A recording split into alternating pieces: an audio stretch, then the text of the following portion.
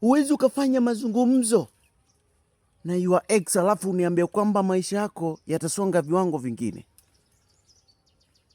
Ex, kumbuka, sio rafiki yako. Ex hamna naye ukoo. Wengi wetu hatuendelei kwa sababu tumezieka nambari za simu za ex wetu kwa simu.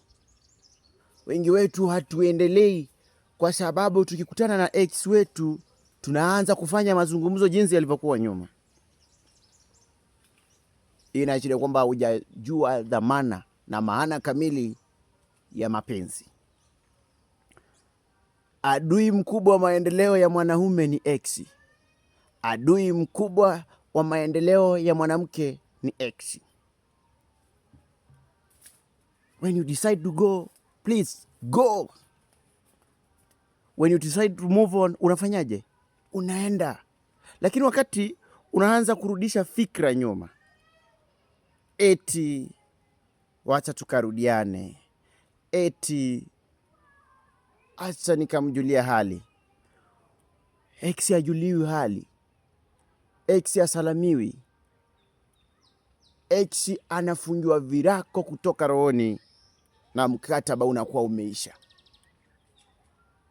Hatuendelei kwa sababu tumeweka hawa kina ex moyoni mwetu. Tunazivunja ndoa zetu kwa sababu tumewatanguliza wakina ex mbele.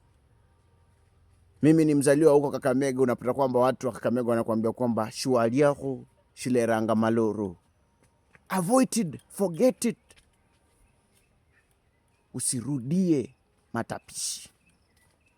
Usiarudie matapishi. Yatakunyonga na yatakumaliza. Koma kufanya mazungumzo na ex wako. Afadhali tafuta ex mpya. Ipo siku Mwenyezi Mungu atatufanikisha tukome kuhusika na kuleta ukaribu na ex wetu. Langu jina ni Taylor Dangote. Mwaka huu 2026, epuka sana mtu ambaye anaitwa ex kabla umalizwe.